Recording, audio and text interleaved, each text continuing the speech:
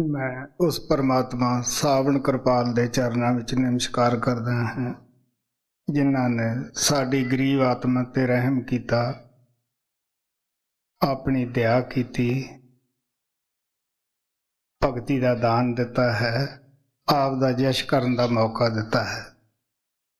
पंजाब दे अंदर गुरु नानक दसां गुरुआं ने वो परमात्मा दी भगती दा प्रचार किया।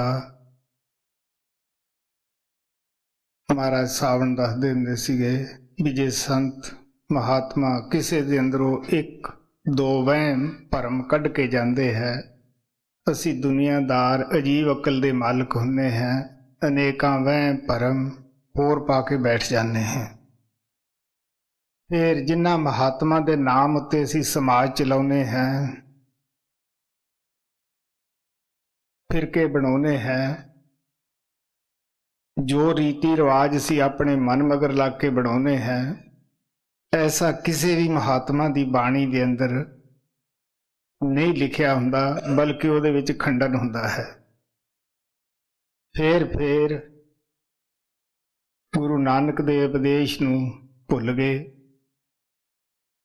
जो कुछ उन्होंने पंडितां वास्ते कहा सी कि पढ़ पंडित अवरा समझाए, घर जलते की खबर ना पाए, तो वो पंडितां की जगह भाइयां ने ले ली। जो अज अगर गुरु नानक बाणी नूं लिखण बैठण तो सानू जेड़े असी सिर्फ बाणी पढ़ते ही हैं, सानू भी लिख देण। ये एक सच्चाई है। गुरु नानक का उपदेश इत्थों तक पंजाब विच भुल गए सन कि हर एक पत्थर पूजक, खास करके दुआबा तो बिल्कुल ही कोई सुल्तान की पूजा, बस जोतां जगाउण ते जोर दे लिया, ढोल टमके ते रोट पकाउण ते जोर दे लिया।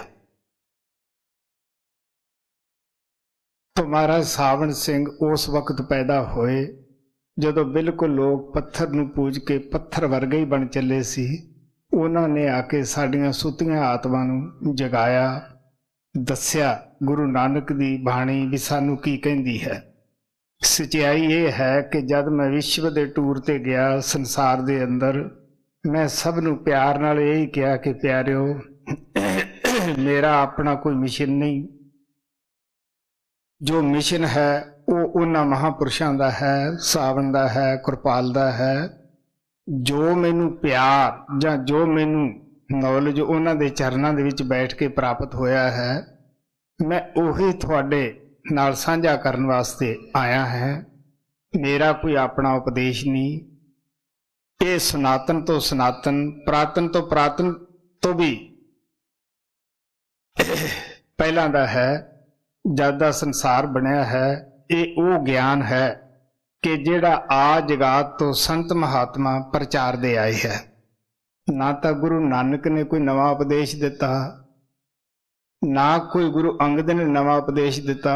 सिर्फ संत महात्मा जो पहला ग्रंथां दे विच पहले महात्मा कर जाते हैं, उस नूं ताज़ा कर जाते हैं। जदों महात्मा चले जाते हैं, उत्थे फिर असी लोग कोई ना कोई ग्रोह उहदा नां पा लैने हैं, फिरका बना लेने हैं, एक दूजे नाल लड़ते हैं, झगड़ते हैं। फिर परमात्मा आपदे प्यारे बच्चों नूं भेजदा है। सो महात्मा सानू आके दसदे है, किसी भी महात्मा की बाणी किसी खास फिरके वास्ते नहीं, या किसी समाज वास्ते या मुल्क वास्ते। ना कोई संत महात्मा ही किसी मुल्क वास्ते आउंदे है या समाज वास्ते आउंदे है।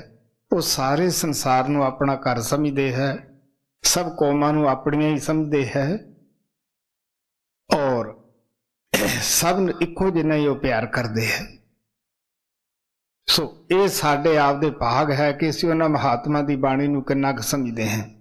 सो तुहाडे अगे गुरु नानक दा छोटा जिहा शब्द रखिया जाता है, गौर नाल सुनने वाला है, क्योंकि गुरु नानक दे पास बहुत सारे उन्होंने सिखां सेवकां ने बेनती की कि महाराज जी आ जिहड़े असी रिश्ते नाते बनाउने आ दुनिया विच, जिन्हां विच असीं उलझे बैठे हैं कि ये सच है, कि ये सच्चाई है।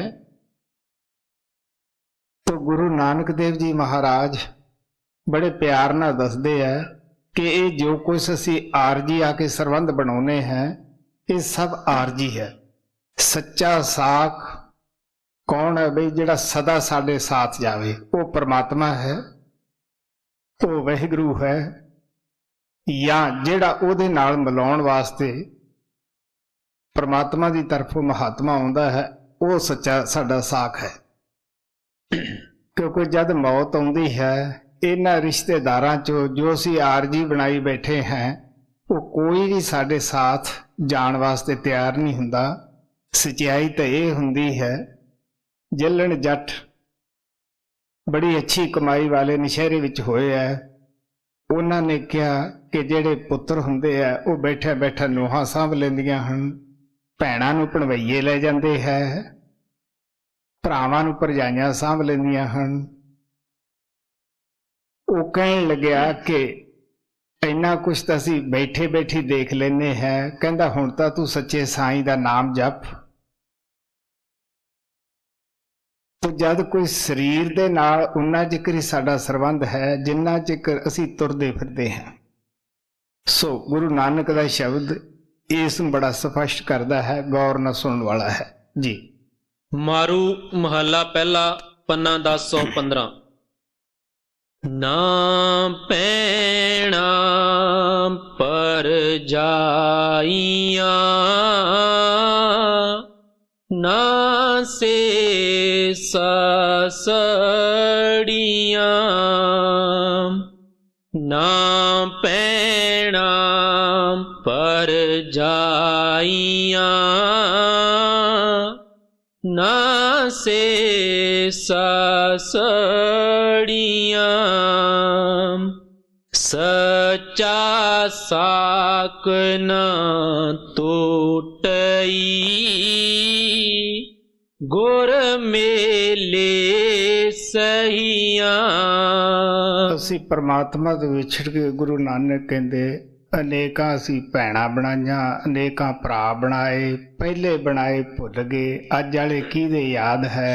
अनेकां सस्सां बनाईयां, अनेकां दियां असी सस्सां बणीआं।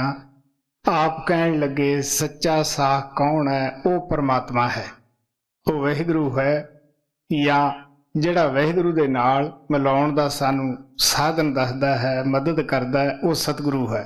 गुरु नानक कहंदे है सज्जण सेई आखिए जो चलदियां नाल चलन, जिथे लेखा मंगीए तिथे खड़े दसन।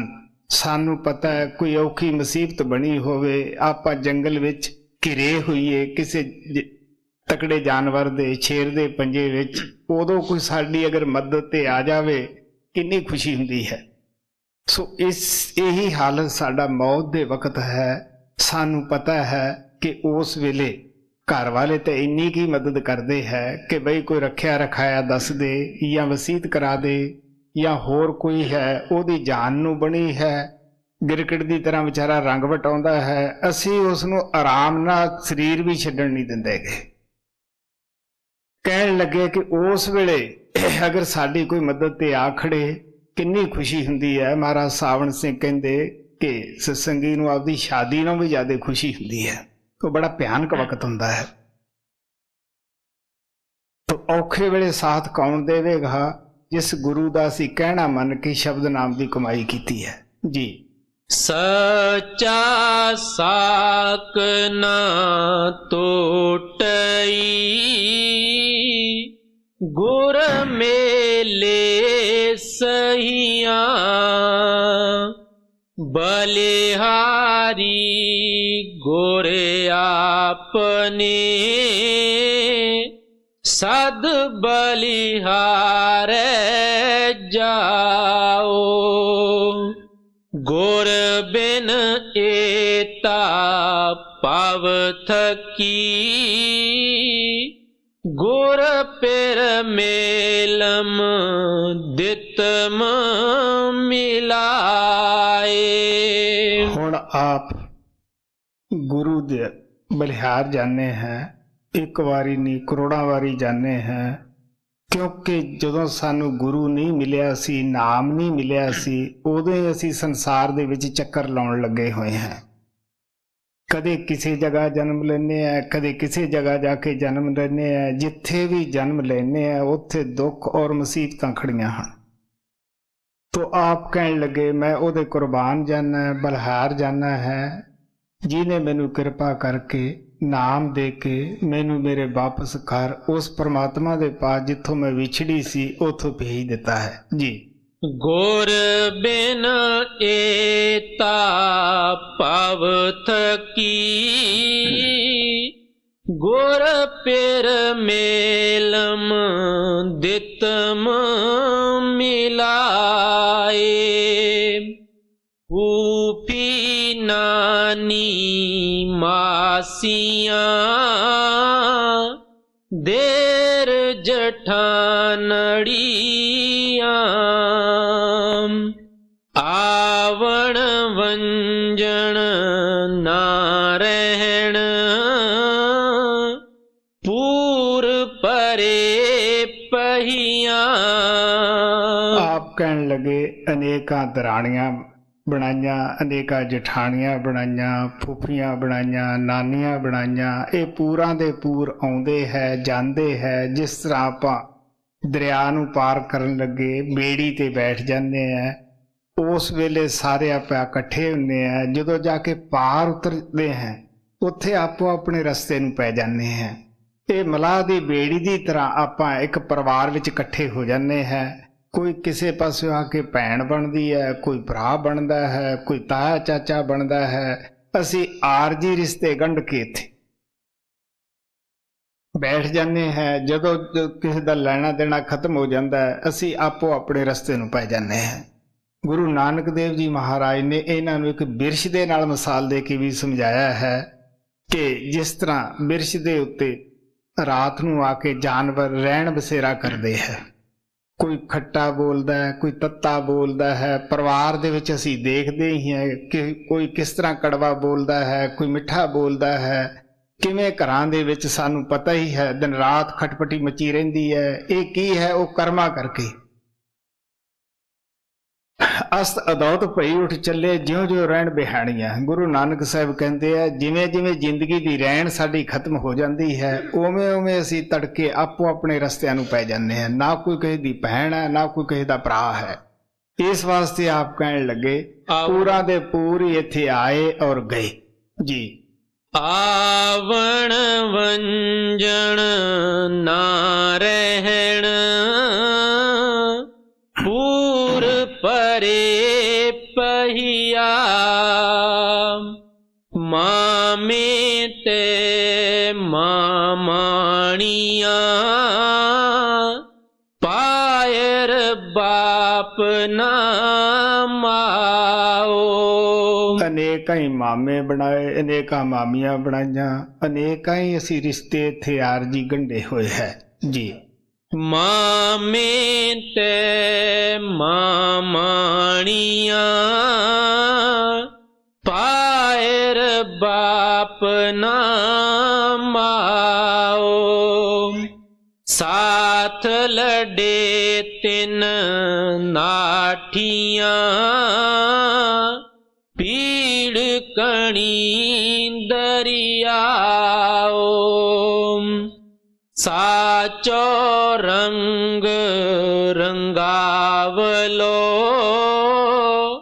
ਸਖੀ ਹਮਾਰੋ ਕੰਤ।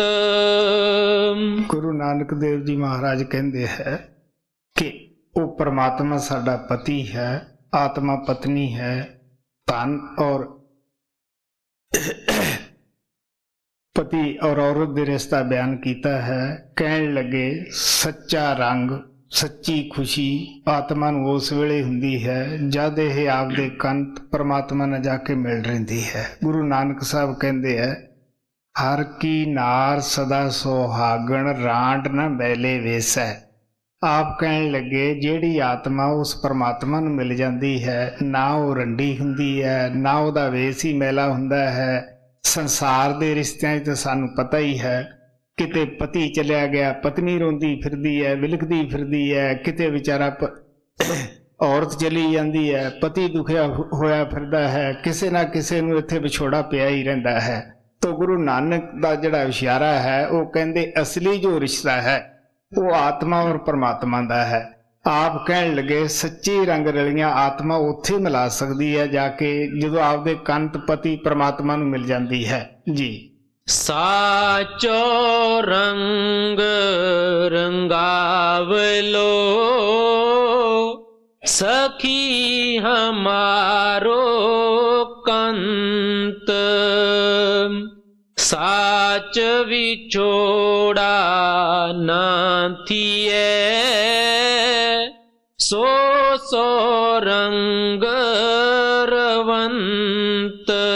ਜਦ ਇੱਕ ਵਾਰੀ ਪਰਮਾਤਮਾ ਦੇ ਨਾਲ ਆਤਮਾ ਦਾ ਮਿਲਾਪ ਹੋ ਜਾਂਦਾ ਹੈ ਫਿਰ ਵਿਛੋੜਾ ਨਹੀਂ ਪੈਂਦਾਗਾ, ਫਿਰ ਵਿਛੜਦੀ ਨਹੀਂ ਜੀ। ਸਾਚ ਵਿਛੋੜਾ ਨਾ ਥੀਏ ਸੋ ਸੋ ਰੰਗ ਰਵੰਤ, ਸਭੇ ਰੁਤੀ ਚੰਗੀਆਂ ਜਿਤ ਸੱਚੇ ਸਿਉਨੇ ਹੋ, ਸਾਤਨ ਕੰਤ ਪਛਾਣਿਆ ਸੁਖ ਸੂਤੀ ਨਿਸੜੇ ਹੋ। ਹੁਣ ਗੁਰੂ ਨਾਨਕ ਦੇਵ ਜੀ ਮਹਾਰਾਜ ਨੂੰ ਸੇਵਕ ਪੁੱਛਦੇ ਆ ਕਿ ਮਹਾਰਾਜ ਜੀ ਕਿਹੜੀ ਰੁੱਤ ਚੰਗੀ ਹੈ ਜਿਹੜੇ ਵੇਲੇ ਪਰਮਾਤਮਾ ਨੂੰ ਯਾਦ ਕਰੀਏ, ਕਿਹੜਾ ਵਕਤ ਚੰਗਾ ਹੈ ਜਦੋਂ ਪਰਮਾਤਮਾ ਨੂੰ ਯਾਦ ਕਰੀਏ। ਗੁਰੂ ਨਾਨਕ ਸਾਹਿਬ ਕਹਿੰਦੇ ਹੈ, ਜਵਾਬ ਦਿੰਦੇ ਆ ਉਹਨਾਂ ਨੂੰ ਕਿ ਵੇਖੋ ਵੀ ਪਿਆਰਿਓ ਸਾਰੀਆਂ ਰੁੱਤਾਂ ਹੀ ਚੰਗੀਆਂ ਹਨ। ਅਗਰ ਬਚਪਨੇ ਦੇ ਵਿੱਚ ਪਰਮਾਤਮਾ ਕੰਨੀ ਖਿਆਲ ਲੱਗ ਜਾਂਦਾ ਹੈ ਤਾਂ ਉਹ ਭਾਗ ਵਾਲਾ ਜੀਵ ਹੈ ਕਿ ਦੁਨੀਆ 'ਚ ਖਿਆਲ ਨਹੀਂ ਫੈਲਿਆਗਾ। ਅਗਰ ਜਵਾਨੀ ਵੇਲੇ ਕਿਸੇ ਦਾ ਖਿਆਲ ਆ ਜਾਂਦਾ ਹੈ ਉਹਨੂੰ ਉਦੋਂ ਹੀ ਲੱਗ ਜਾਣਾ ਚਾਹੀਦਾ ਹੈ। ਅਗਰ ਬੁਢਾਪੇ ਵੇਲੇ ਵੀ ਉਹਦਾ ਖਿਆਲ ਆ ਜਾਂਦਾ ਹੈ ਉਸ ਪਰਮਾਤਮਾ ਦੀ ਤਰਫ, ਗੁਰੂ ਦੀ ਭਗਤੀ ਦੀ ਤਰਫ, ਤਾਂ ਉਹਨੂੰ ਉਦੋਂ ਵੀ ਫਾਇਦਾ ਉਠਾ ਲੈਣਾ ਚਾਹੀਦਾ ਹੈ। ਇਹ ਨਹੀਂ ਕਿ ਮੈਂ ਤਾਂ ਬਈ ਉਮਰ ਤਾਂ ਪਹਿਲਾਂ ਬਰਬਾਦ ਕਰ ਲਈ ਵਿਸ਼ੇ ਬਕਾਰਾਂ 'ਚ, ਸ਼ਰਾਬਾਂ ਕਬਾਬਾਂ 'ਚ, ਤੇ ਮੈਂ ਹੁਣ ਇਸ ਪਾਸੇ ਆਵਾਂ ਹੀ ਨਾ।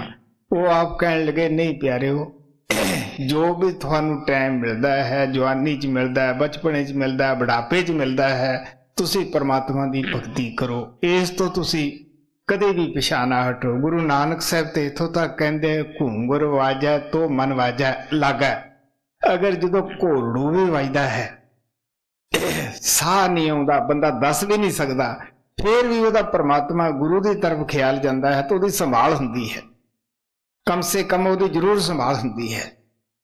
ਇਸ ਵਾਸਤੇ ਆਪ ਕਹਿਣ ਲੱਗੇ ਕਿਹੜੀ ਆਤਮਾ ਹੈ, ਧੰਨ ਦੇ ਯੋਗ ਹੈ ਜਿਨ੍ਹਾਂ ਨੇ ਆਪਦੇ ਕੰਤ ਪਰਮਾਤਮਾ ਦੇ ਨਾਲ ਮਿਲਾਪ ਕਰ ਲਿਆ ਹੈ ਜੀ। ਸਾਤਨ ਕੰਤ ਪਛਾਣਿਆ ਸੁਖ ਸੋਤੀ ਨਿਸੜੇ ਹੋ, ਪਤਣ ਕੂਕੇ ਪਾਤਣੀ ਵੰਜੋ ਤਰਕ ਵਲਾੜ,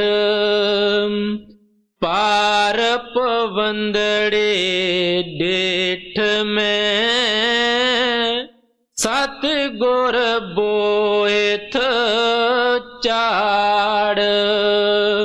ਜਦੋਂ ਦਰਿਆ ਦੇ ਵਿੱਚ ਮੁਸਾਫਰਾਂ ਦਾ ਟਾਈਮ ਹੋ ਜਾਂਦਾ ਹੈ ਵੀ ਇਕੱਠੇ ਹੋ ਗਏ ਹੈ, ਉਦੋਂ ਮਲਾਹ ਆ ਕੇ ਆਪਣੀ ਘੰਟੀ ਵੀ ਖੜਕਾਉਂਦਾ ਹੈ, ਆਵਾਜ਼ ਵੀ ਦਿੰਦਾ ਹੈ ਕਿ ਵੀ ਆਓ, ਉਹ ਸਵਾਰ ਹੋ ਜਾਓ ਬੇੜੇ ਦੇ ਅੰਦਰ, ਨਹੀਂ ਤਾਂ ਤੁਹਾਨੂੰ ਫਿਰ ਸਾਰਾ ਦਿਨ ਇੰਤਜ਼ਾਰ ਕਰਨਾ ਪਏਗਾ, ਮੈਂ ਚੱਲਿਆ ਪਾਰ। ਜਿਹੜੇ ਤਾਂ ਹੁਣ ਉਸ ਬੇੜੇ ਦੇ ਵਿੱਚ ਪਾਰ ਬੈਠ ਜਾਂਦੇ ਆ ਉਹ ਪਾਰ ਚਲੇ ਜਾਂਦੇ ਆ, ਜਿਹੜੇ ਸਲਾਹਾਂ ਕਰਦੇ ਆ ਉਹ ਰਹਿ ਜਾਂਦੇ ਹੈ। ਇਸੇ ਤਰ੍ਹਾਂ ਗੁਰੂ ਨਾਨਕ ਸਾਹਿਬ ਬੜੇ ਪਿਆਰ ਨਾਲ ਕਹਿੰਦੇ ਹੈ ਕਿ ਮੈਂ ਅੱਖਾਂ ਨਾਲ ਦੇਖਿਆ, ਕਿਉਂਕਿ ਗੁਰੂ ਨਾਨਕ ਦੇਵ ਜੀ ਮਹਾਰਾਜ ਜਿਤਨੇ ਵੀ ਮਹਾਤਮਾ ਸੱਚਖੰਡ ਪਹੁੰਚੇ ਹੈ, ਕੋਈ ਮਹਾਤਮਾ ਸੁਣੀਆਂ ਸੁਣਾਈਆਂ ਗੱਲਾਂ ਸਾਡੀਆਂ ਨਹੀਂ ਉਹ ਬਿਆਨ ਕਰਦਾ ਹੁੰਦਾ, ਉਹ ਅੱਖੀ ਦੇਖੀ ਬਿਆਨ ਕਰਦੇ ਆ। ਸਭ ਮਹਾਤਮਾ ਦਾ ਤਜਰਬਾ ਆਪਣਾ ਹੁੰਦਾ ਹੈ, ਠੋਕ ਵਜਾ ਕੇ ਦੇਖਿਆ ਹੁੰਦਾ ਹੈ, ਉਹ ਸੁਣੀਆਂ ਸੁਣਾਈਆਂ ਗੱਲਾਂ ਨਹੀਂ ਕਰਦੇਗੇ, ਗੁਰੂ ਨਾਨਕ ਕਹਿੰਦੇ ਆ ਜਿਹੜੇ ਸਤਿਗੁਰੂ ਦੇ ਬੇੜੇ ਦੇ ਵਿੱਚ ਚੜ੍ਹ ਜਾਂਦੇ ਆ, ਨਾਮ ਦੇ ਜਹਾਜ਼ ਵਿੱਚ ਚੜ੍ਹ ਜਾਂਦੇ ਆ, ਮੈਂ ਅੱਖਾਂ ਨਾਲ ਦੇਖੇ ਆ, ਉਹ ਪਾਰ ਜਾਂਦੇ। ਕਬੀਰ ਸਾਹਿਬ ਵੀ ਕਹਿੰਦੇ ਦੀਨ ਦਿਆਲ ਭਰੋਸੇ ਤੇਰੇ ਸਭ ਪਰਿਵਾਰ ਚੜਾਇਆ ਬੇੜੇ। ਉਹਨਾਂ ਨੇ ਪ੍ਰਮਾਤਮਾ ਨੂੰ ਆਪਦੇ ਉੱਤੇ ਖੁਸ਼ ਕੀਤਾ ਹੁੰਦਾ ਹੈ, ਮਿਹਰਬਾਨ ਕੀਤਾ ਹੁੰਦਾ ਹੈ। ਸਾਨੂੰ ਪਤਾ ਹੈ ਕਿ ਪਿਆਰੇ ਦਾ ਪਿਆਰਾ ਵੀ ਪਿਆਰਾ ਹੁੰਦਾ ਹੈ। ਅਗਰ ਤੁਹਾਡੀ ਕਿਸੇ ਬਾਦਸ਼ਾਹ ਦੇ ਨਾਲ ਮੁਲਾਕਾਤ ਹੈ, ਪਿਆਰ ਹੈ, ਤੁਸੀਂ ਉਹਦੇ ਨਾਲ ਸਿੱਧੇ ਹੀ ਜਾ ਕੇ ਉਹਨੂੰ ਮਿਲ ਲੈਂਦੇ ਹੋ। ਉਹ ਕਹਿੰਦਾ ਜੀ ਇਹ ਮੇਰਾ ਰਿਸ਼ਤੇਦਾਰ ਹੈ ਜਾਂ ਮੇਰਾ ਸੱਜਣ ਹੈ। ਅਗਰ ਸਾਡੀ ਉਹਦੇ ਨਾਲ ਮੁਲਾਕਾਤ ਕਿਸੇ ਨਾਲ ਨਹੀਂ ਤਾਂ ਉੱਥੇ ਅਸੀਂ ਚੱਕਰ ਲਾਈ ਜਾਂਦੇ ਹਾਂ। ਸੋ ਇਸ ਵਾਸਤੇ ਆ ਪਿਆਰ ਨਾਲ ਕਹਿੰਦੇ ਆ ਕਿ ਮੈਂ ਅੱਖਾਂ ਨਾਲ ਦੇਖੇ ਆ ਜੋ ਲੋਕ ਸ਼ਬਦ ਨਾਮ ਦੀ ਕਮਾਈ ਕਰਦੇ ਆ, ਉਸ ਬੇੜੇ ਤੇ ਚੜ੍ਹ ਜਾਂਦੇ ਹੈ। ਔਰ ਉਹ ਜਿਹੜਾ ਬੇੜਾ ਹੈ ਸੰਤਾਂ ਦਾ, ਗੁਰੂ ਨਾਨਕ ਸਾਹਿਬ ਕਹਿੰਦੇ ਆ ਉਹ ਹਵਾ ਜਾਂ ਅੱਗ ਦੇ ਨਾਲ ਚੱਲਣ ਵਾਲਾ ਨਹੀਂ, ਉਹ ਪੰਜਾਂ ਤੱਤਾਂ ਦੇ ਕਿਸੇ ਵੀ ਮਟੀਰੀਅਲ ਪਦਾਰਥ ਦਾ ਨਹੀਂ ਬਣਿਆ ਹੋਇਆ। ਉਹ ਸ਼ਬਦ ਦਾ ਜਹਾਜ਼ ਹੈ, ਨਾਮ ਦਾ ਜਹਾਜ਼ ਹੈ ਜੀ।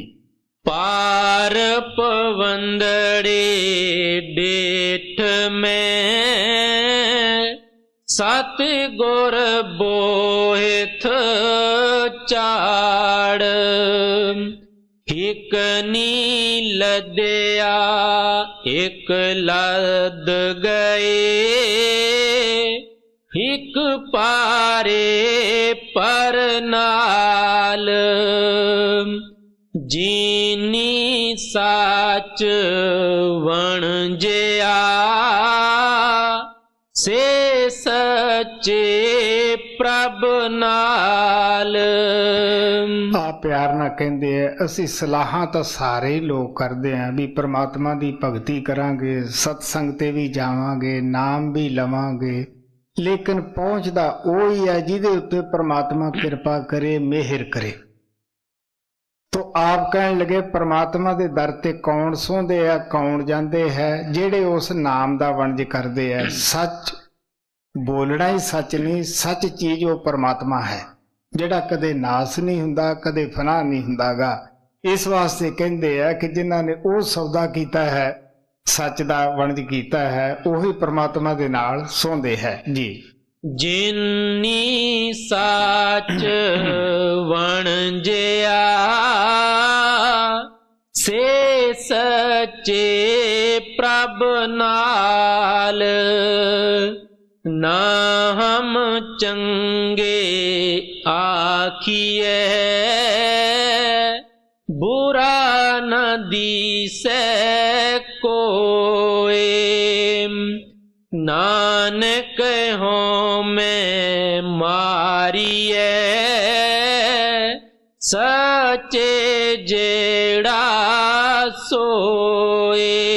ਹੁਣ ਗੁਰੂ ਨਾਨਕ ਦੇਵ ਜੀ ਮਹਾਰਾਜ ਬੜੇ ਪਿਆਰ ਨਾਲ ਕਹਿੰਦੇ ਆ ਕਿ ਅਸੀਂ ਕੋਈ ਆਪ ਦੀ ਵਡਿਆਈ ਨਹੀਂ ਕਰਦੇ ਕਿ ਵੀ ਅਸੀਂ ਬਾਹਲੇ ਚੰਗੇ ਹਾਂ, ਪਰ ਸਾਨੂੰ ਕੋਈ ਬੁਰਾ ਵੀ ਨਜ਼ਰ ਵਿੱਚ ਨਹੀਂ ਆਉਂਦਾਗਾ।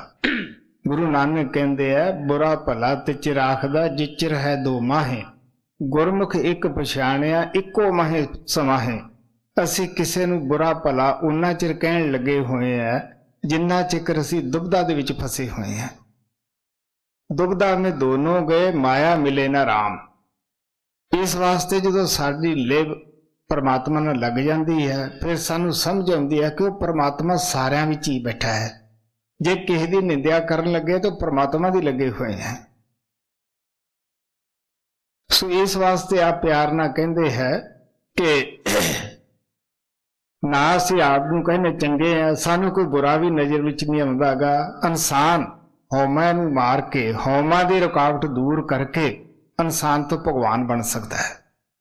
ਹਉਮੈ ਕਦ ਦੂਰ ਹੁੰਦੀ ਹੈ? ਹਉਮੈ ਦੀਰਘ ਰੋਗ ਹੈ दारू ਪੀਸ ਮਾਹੇ, ਕਿਰਪਾ ਕਰੇ ਜੇ ਆਪਣੀ ਤੇ ਗੁਰ ਕਾ ਸ਼ਬਦ ਕਮਾਹੇ। ਹਉਮੈ ਲਾ ਇਲਾਜ ਬਿਮਾਰੀ ਹੈ। ਹਉਮੈ ਕਿਹੜੀ ਹੈ? ਜਿਹੜੀ ਅਸੀਂ ਦਿਨ ਰਾਤ ਮੈਂ ਆਲਮ ਹੈ, ਮੈਂ ਫਾਜ਼ਿਲ ਹੈ, ਮੇਰਾ ਉਹਦਾ ਸਾਰਿਆਂ ਨੂੰ ਵੱਡਾ ਹੈ, ਮੈਂ ਗੁਣੀ ਗਿਆਨੀ ਹੈ, ਮੈਂ ਬਹੁਤ ਧਰਮਾਤਮਾ ਹੈ। ਇਹ ਕੀ ਹੈ? ਇਹ ਹਉਮੈ ਹੈ। ਔਰ ਇਹ ਸਾਰਿਆਂ ਨੂੰ ਮਿੱਠੀ ਤਬਦਿਕ ਲੱਗੀ ਹੁੰਦੀ ਹੈ। ਇਹਨੂੰ ਅਸੀਂ ਕਦੋਂ ਬਈ ਇਸ ਦਵਾਈ ਇਸ ਨੂੰ ਅਸੀਂ ਕਦੋਂ ਇਸ ਤੋਂ ਛੁਟਕਾਰਾ ਪਾ ਸਕਦੇ ਹਾਂ? ਜੇ ਗੁਰ ਕਾ ਸ਼ਬਦ ਕਮਾਹੇ। ਜਦ ਅਸੀਂ ਮਹਾਤਮਾ ਦੇ ਦਿੱਤੇ ਹੋਏ ਨਾਮ ਦੀ ਸ਼ਬਦ ਦੀ ਕਮਾਈ ਕਰਦੇ ਹਾਂ ਫਿਰ ਸਾਡਾ ਹਉਮੈ ਤੋਂ ਛੁਟਕਾਰਾ ਹੁੰਦਾ ਹੈ ਜੀ। सूरमा का अंग शब्द 11वां, राग कानरा, चरणदास जी की बाणी, भाग पहला, पन्ना 64। तन वे नारे हर दास कहाए, तन वे नारे हर दास कहाए। राम भगत दृढ़ ही कर पकरी, आन धर्म सब ही बिसराए। मैं दसदा हुंदा है कि 100 सियाणिया इको मत मूर्खां आपो अपनी। किसी भी तुसी महात्मा दी बाणी पढ़ लो, सब महात्मा दा इको ही उपदेश है कि परमात्मा एक है, ਉਹਦੇ ਮਿਲਣ ਦਾ ਜੋ ਸਾਧਨ ਤਰੀਕਾ ਹੈ ਉਹ ਵੀ ਇੱਕ ਹੈ। ਇਹ ਵੀ ਸਭ ਮਹਾਤਮਾ ਕਹਿੰਦੇ ਕੋਈ ਪਰਮਾਤਮਾ ਹਰ ਇੱਕ ਦੇ ਅੰਦਰ ਬੈਠਾ ਹੋਇਆ ਹੈ, ਸ਼ਬਦ ਰੂਪ ਹੋ ਕੇ ਬੈਠਾ ਹੋਇਆ ਹੈ। ਜਿਹਨੂੰ ਮਿਲਿਆ ਹੈ ਉਹਨੂੰ ਵੀ ਅੰਦਰੋਂ ਮਿਲਿਆ ਹੈ, ਜਿਹਨੂੰ ਮਿਲੇਗਾ ਉਹਨੂੰ ਵੀ ਅੰਦਰੋਂ ਹੀ ਮਿਲੇਗਾ। ਕਬੀਰ ਸਾਹਿਬ ਕਹਿੰਦੇ ਆ, ਵਸਤੂ ਕਹੀਂ ਢੂੰਡੇ ਕਹੀਂ ਕਹਿ ਬਿਦਾਵੇ ਹਾਥ, ਕਹੇ ਕਬੀਰ ਤਬ ਪਾਈਏ ਭੇਦੀ ਲਈਏ ਸਾਥ। ਅਗਰ ਵਸਤੂ ਸਾਡੇ ਘਰ ਅੰਦਰ ਗੁੰਮ ਹੈ, ਆਪਾਂ ਉਹਦੀ ਤਲਾਸ਼ ਜਾ ਕੇ ਬਾਹਰ ਬਾਜ਼ਾਰਾਂ 'ਚ ਕਰੀਏ, ਸੜਕਾਂ ਤੇ ਕਰੀਏ, ਜਿੰਨੀ ਮਰਜ਼ੀ ਆਪਾਂ ਖੋਜ ਕਰੀਏ, ਉਹ ਸਾਡੀ ਫਜ਼ੂਲ ਜਾਏਗੀ। ਕੋਸ਼ਿਸ਼ ਕਰਨੀ ਚਾਹੀਦੀ ਹੈ ਜਿੱਥੇ ਵਸਤੂ ਗੁੰਮ ਹੈ ਉੱਥੋਂ ਢੂੰਡੀਏ। ਆਪ ਕਹਿੰਦੇ ਕਿ ਭੇਦੀ ਲੀਨਾ ਸਾਥ तो दीनी वस्त लिखाए, कोट जन्म का पंथ सी ते पल विच पहुंचे आके आए। अगर असी अमरीका जाना है, जे आपां अमरीका दी इत्थों हिस्ट्री पढ़ते रहिए सारा दिन भी किस तरह असी दिल्लियों फ्लैट पकड़नी है, ये कित्थे बदलेगी या कित्थे किस जगह इंग्लैंड दे विच जाके बदलेगी या दुबई उतरेगी या साडी ये मलैन उतरेगी या रोम विच जाके उतरेगी, अगे किहड़ा जहाज है, कै बजे सानू मिलेगा। अगर आप सारी जिंदगी गाइड बुक ही पढ़ते रहिए, आप सफर ना उहदे मुताबिक करिए तो घर दे घरे ही बैठे रहांगे। इस तरह इहदे नालों एक होर भी आसान तरीका है कि फर्ज करो कोई आदमी अमरीका तो आया है, वो उत्थों दा वाकफ है, उत्थों दे मुल्क दे कायदे कानून नूं जानदा है, उहदा घर है। अगर आप ਉਹਦੀ मदद तो फायदा उठा लीए, ਉਹਦੀ सियाणप तो फायदा उठा लीए, ਆਪਾਂ ਨੂੰ ਕਿੰਨਾ आसान होएगा। बई टिकट लैके बैठण दी लोड़ है, वो सब चीज़ का जिम्मेवार है। उत्थे भी असीं आराम नाल आपदे घरे पहुंच जांगे। इस वास्ते भेदी कौन है? वो परमात्मा ने जिहड़े हमेशा ही आपदे प्यारे बच्चे भेजे है। ਹੁਣ ਅਸੀਂ ਕੀ ਕਰਦੇ ਹਾਂ, महात्मा दी बाणियां ਜਿਹੜੀਆਂ ਉਹ ਤਾਂ दिन रात तोते की तरह पढ़ी जाने हैं, वो गाइड बुक पढ़न की तरह, लेकिन उन्हां दे मुताबिक ਅਸੀਂ ਕਰਦੇ नहीं गए। ਹੁਣ टाइम टेबल ਤਾਂ ਅਸੀਂ रोज पढ़ लिया, ਉਹਦੇ ਵਿੱਚ ਦੱਸ ਦਿੱਤਾ, पर ਉਹਦੇ मुताबिक भी करना है। फर्ज करो ਅਸੀਂ बीमार हैं, किसी डॉक्टर की आपां अच्छी लिखी किताब पढ़न लग जावांगे कि कदे तुम सोच के देखो बीमारी दूर जाएगी। नुस्खे तो पढ़ लांगे, याद भी कर लांगे कि बई जलाब लग्या होवे, संगरैनी होवे, दमा होवे, उन्होंने ये दवाई देनी है, लेकिन उन्होंने पढ़ के आपां अलमारी च रख दईए कि बीमारी दूर जाएगी। बेहतर यही है कि जिमें आप नुस्खे पढ़ते हैं उवें दवाई भी बनाइए। किसी डॉक्टर की अगर आप मदद ले लीए, बनी बनाई दवाई लईए, कितनी आसान है। इस वास्ते आप प्यार नाल सानू दसदे है कि भेदी लिया साथ दीनी वास्ते लिखाए। कबीर साहब कहते भेदी लिया तो उन्हें दसता भी तेरा किधर रस्ता है। गुरु नानक नूं सिखां ने पूछया कि जी महात्मा की पछाण है, की उहदे ਇਹ ਸਵਾਲ ਮਹਾਰਾਜ ਸਾਵਣ ਸਿੰਘ ਤੇ ਵੀ ਕੀਤਾ ਸੀ ਕਿ ਜੀ ਮਹਾਤਮਾ ਦੀ ਕੀ ਪਛਾਣ ਹੈ, ਸਾਨੂੰ ਕੀ ਪਤਾ ਲੱਗੇ। ਉਹ ਹੱਸ ਕੇ ਕਹਿਣ ਲੱਗੇ, ਦੱਸੋ ਵੀ ਉਹ ਕੋਈ ਬੋਰਡ ਲਾ ਕੇ ਰੱਖਣ। ਤਾਂ ਗੁਰੂ ਨਾਨਕ ਕਹਿੰਦੇ ਮਹਾਤਮਾ ਦੀ ਪਛਾਣ ਇਹੀ ਹੈ, ਘਰ ਮੇ ਘਰ ਦੁਖਾਏ ਦੇ ਸੋ ਸਤਿਗੁਰ ਪੁਰਖ ਸੋ ਜਾਣ। ਕਿਉਂਕਿ ਪਰਮਾਤਮਾ ਸਾਡੇ ਅੰਦਰ ਹੈ, ਉਹਨੇ ਰਸਤਾ ਵੀ ਅੰਦਰੇ ਰੱਖਿਆ ਹੋਇਆ ਹੈ। ਜਿਹੜਾ ਮਹਾਤਮਾ ਸਾਨੂੰ ਇਸ ਘਰ ਦੇ ਅੰਦਰ, ਇਹ ਸਰੀਰ ਦੇ ਅੰਦਰ ਜਿਹੜਾ ਘਰ ਰਸਤਾ ਸਾਡਾ ਉਹ ਮਾਲਕ ਦੀ ਦਰਗਾਹ ਨੂੰ ਜਾਂਦਾ ਹੈ, ਉਸ ਉੱਤੇ ਪਾ ਦੇਵੇ, ਉਹ ਮਹਾਤਮਾ ਹੈ। ਹੁਣ ਇਹ ਕੋਈ ਸਵੈ ਵਿਰੋਧ ਨਹੀਂ, ਕੋਈ ਖਰਚ ਨਹੀਂ ਕਰਨਾ ਇਹਦੇ ਉੱਤੇ, ਕੋਈ ਸਮਾਜ ਨਹੀਂ ਬਦਲਣਾ, ਕੋਈ ਕੱਪੜੇ ਨਹੀਂ ਬਦਲਨੇ।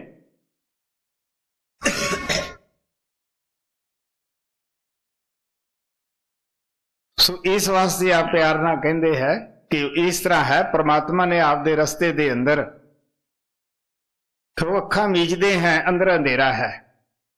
ਕੋਈ ਵਿਅਕਤੀ ਜਿਹੜਾ ਹੈ ਇੱਥੋਂ ਘਰ ਭੁੱਲ ਜਾਵੇ, ਬਾਹਰ ਗਿਆ, ਆਂਦੀ ਆ ਗਈ, ਭੁੱਲ ਗਿਆ। ਭੁੱਲਾ ਵਿਅਕਤੀ ਕਿਵੇਂ ਪਹੁੰਚ ਸਕਦਾ ਹੈ ਕਿ ਅਗਰ ਉਹਨੂੰ ਘਰ ਦੀ ਕੋਈ ਆਵਾਜ਼ ਸੁਣ ਜਾਵੇ, ਕੋਈ ਪਿੰਡ ਦੀ, ਸ਼ਹਿਰ ਦੀ, ਤਾਂ ਉਹਨੂੰ ਪਤਾ ਲੱਗਦਾ ਕਿ ਮੇਰਾ ਇਸ ਪਾਸੇ ਘਰ ਹੈ ਜਾਂ ਮੇਰਾ ਸ਼ਹਿਰ ਇਸ ਪਾਸੇ ਹੈ।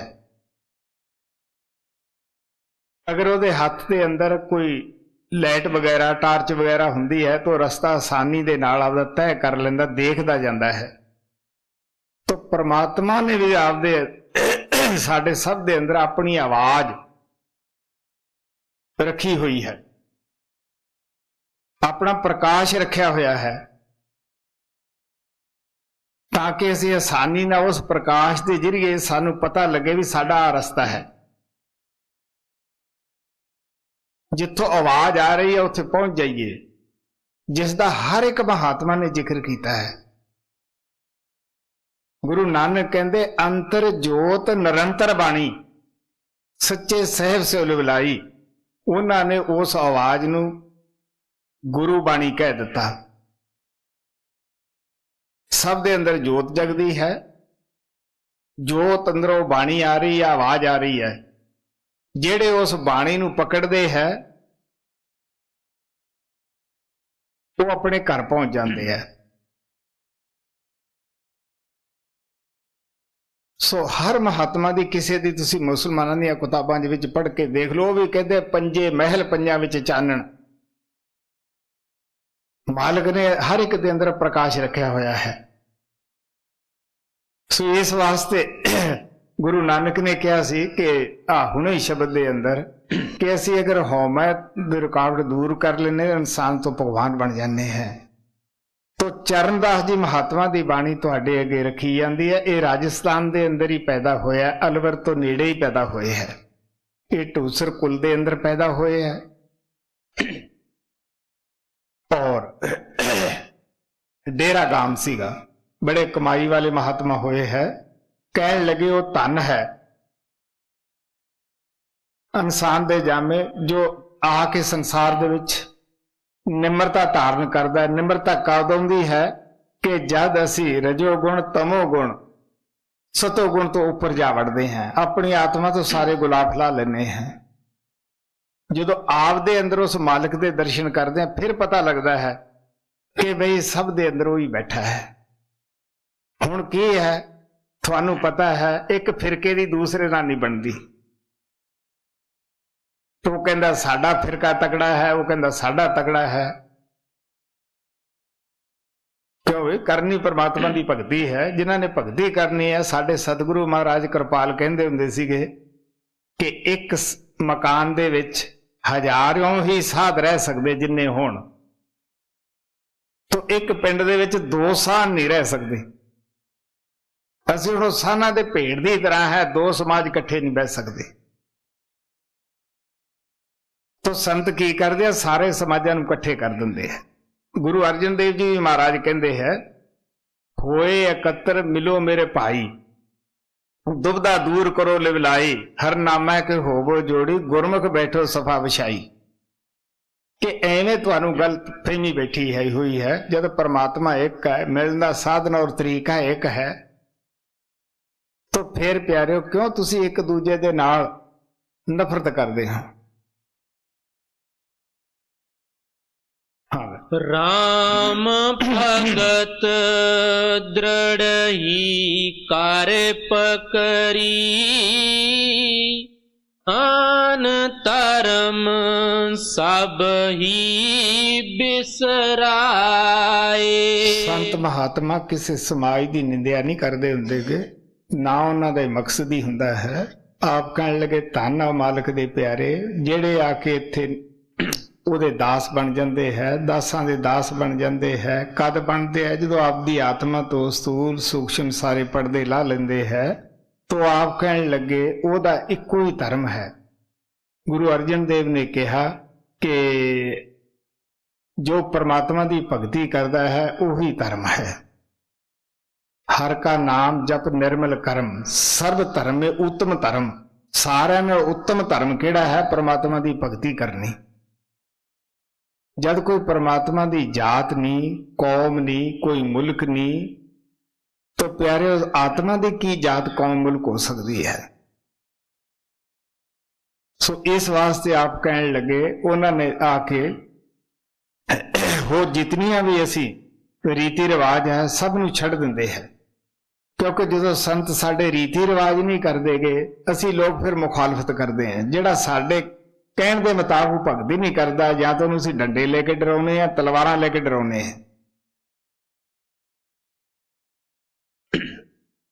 ਸਾਨੂੰ ਪਿਆਰ ਨਾਲ ਸਮਝਾਉਣਾ ਚਾਹੀਦਾ ਹੈ, ਬਈ ਪਿਆਰਿਆ ਆ ਸਾਡਾ ਤਰੀਕਾ ਇਸ ਤਰ੍ਹਾਂ ਹੈ, ਅਗਰ ਤੇਰੀ ਸਭ ਚਾਹੁੰਦਾ ਤਾਂ। ਇਸ ਵਾਸਤੇ ਆਪ ਕਹਿਣ ਲੱਗੇ, ਜਿਸ ਤਰ੍ਹਾਂ ਮੈਂ ਦੱਸਦਾ ਹੁੰਦਾ ਕਿ ਮੈਂ ਆਪਣੇ ਗੁਰੂ ਦੇਵ ਦੇ ਅੱਗੇ ਬੜਾ ਅੱਖਾਂ ਭਰ ਕੇ ਕਿਹਾ ਸੀਗਾ ਕਿ ਮੇਰਾ ਕਿਸੇ ਕਰਮ ਧਰਮ ਰੀਤੀ ਰਿਵਾਜ ਵਿੱਚ ਕੋਈ ਵਿਸ਼ਵਾਸ ਨਹੀਂ ਰਿਹਾ। ਅਗਰ ਹੈ ਤਾਂ ਤੇਰੇ ਬਤਾਏ ਰਸਤੇ ਤੇ ਹੈ, ਤੇਰੇ ਨਾਮ ਤੇ ਹੈ। ਸਾਨੂੰ ਪਤਾ ਹੈ ਇੱਕ ਲੜਕੀ ਹੈ, ਮਾਤਾ ਪਿਤਾ ਨਾਲ, ਭੈਣ ਭਰਾਵਾਂ ਨਾਲ ਉਹਦਾ ਕਿੰਨਾ ਪਿਆਰ ਹੁੰਦਾ ਹੈ। ਜਦੋਂ ਪਤੀ ਦੇ ਘਰੇ ਜਾ ਵੜਦੀ ਹੈ, ਉਹ ਸਭ ਨੂੰ ਹੌਲੀ ਹੌਲੀ ਭੁੱਲ ਜਾਂਦੀ ਹੈ। ਇਸੇ ਤਰ੍ਹਾਂ ਜਦੋਂ ਸਾਨੂੰ ਵੀ ਸਚਾਈ ਮਿਲ ਜਾਂਦੀ ਹੈ, ਨਾਮ ਮਿਲ ਜਾਂਦਾ ਹੈ, ਉਸ ਤੇ ਚੱਲਣਾ ਸ਼ੁਰੂ ਕਰਦੇ ਹਾਂ, ਆਪਣੇ ਘਰ ਪਹੁੰਚ ਜਾਂਦੇ ਹਾਂ, ਤੇ ਗੁੱਡੀਆਂ ਪਟੋਲਿਆਂ ਦੀ ਤਰ੍ਹਾਂ ਹੀ ਲੱਗਦਾ ਹੈ ਰੀਤੀ ਰਿਵਾਜ ਜਿਹੜਾ ਹੈ ਜੀ। ਰਾਮ ਭਗਤ ਦ੍ਰਿੜ੍ਹੀ ਕਰ ਪਕਰੀ, ਆਨ ਧਰਮ ਸਭ ਹੀ ਬਿਸਰਾਏ। ਆਠ ਪਹਿਰ ਗਲਤਾਨ ਭਜਨ में, प्रेम मगन हिय में होलसाए। ਅੱਠ ਪੈਰ, ਸੁੱਤਾ ਵੀ ਜਾਗਦਾ ਵੀ, ਉਹਦਾ ਧਿਆਨ ਖਿਆਲ ਜਵਾਨ ਤੇ ਗੁਰੂ ਦਾ ਦਿੱਤਾ ਸਿਮਰਨ ਹੈ, ਅੱਖਾਂ ਵਿੱਚ ਉਹਦਾ ਸਰੂਪ ਹੈ। ਦਿਨੇ ਵੀ ਉਹ ਉਸੇ ਦੀਆਂ ਗੱਲਾਂ ਕਰਦਾ, ਸੌਂਦਾ ਤਾਂ ਸੁਪਨ ਵੀ ਉਸੇ ਦਾ ਹੀ ਹੈ। ਕਬੀਰ ਸਾਹਿਬ ਕਹਿੰਦੇ ਹੈ, ਸੁਪਨੇ ਹੂੰ ਬਰੜਾਏ ਕੇ ਜੇ ਮੁਖ ਨਿਕਸੇ ਰਾਮ, ਤਾਂ ਕਿ ਪੱਕੀ ਪਨਹੀ ਮੇਰੇ ਤਨ ਕੋ ਚਾਮ। ਹੁਣ ਸਾਡਾ ਕੀ ਸੁਪਨੇ 'ਚ ਨਿਕਲਦਾ ਬਈ? ਫੜੋ ਮਾਰੋ।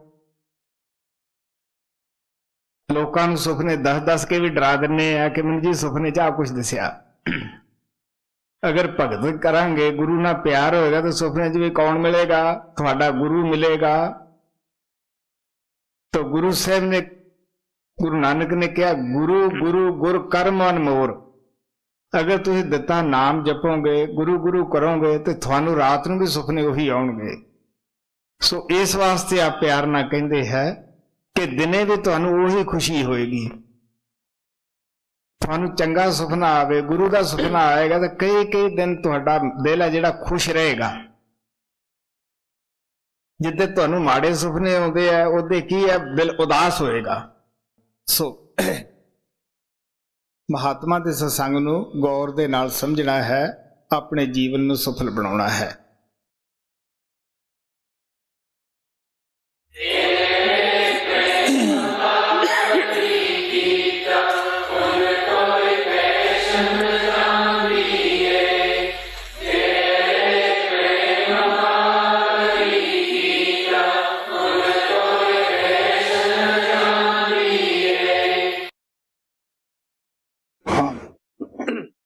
प्यारे महाराज जी, अक्सर जब मैं अलग अलग शहरों में जाता हूँ जहाँ पे लोग अभ्यास कर रहे होते हैं, वहां पे जाकर के मैं देखता हूँ कि कई दफा कई लोगों को अभ्यास के दौरान में अजीब अजीब तजर्बे होते हैं। कईयों को ऐसा लगता है कि जैसे उनको दिल का दौरा पड़ने वाला है, कईयों को ऐसा लगता है कि जैसे बहुत ही मतली सी आ रही है, एकदम से वो बीमार जैसे महसूस करते हैं, कई ऐसा महसूस करते हैं कि जैसे वो मरने वाले हैं, एकदम से गिरने वाले हैं। तो जब वो अपनी आंखें खोल लेते हैं तो ये सारा तजर्बा खत्म हो जाता है। तो क्या आप इसके बारे में बताएंगे कि अभी किस तरह से ये इस तरह का जो लोगों को होता है तजर्बा कि जैसे वो मरने वाले हैं, इसके बारे में उन्हें क्या करना चाहिए? हाँ भाई, बड़ा जरूरी सवाल है। हर सत्संगी ने ਇਹਦੇ मुतालिक सोचना बड़ा जरूरी है। वो ये है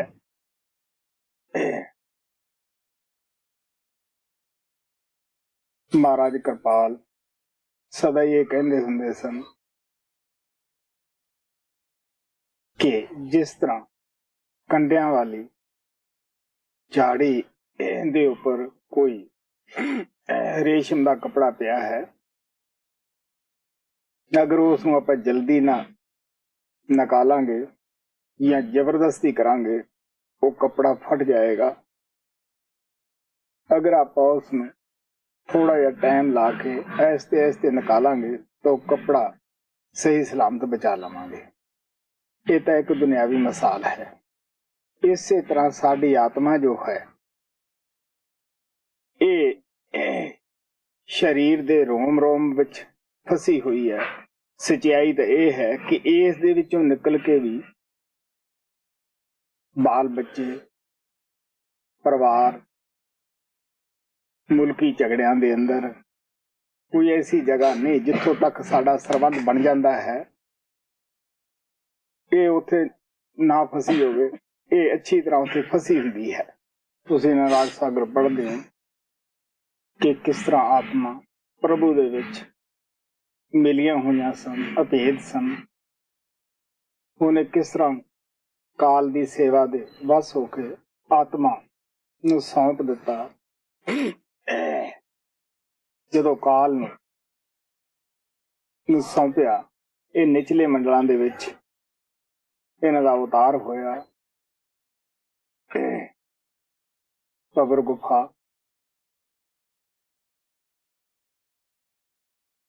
पार ब्रह्म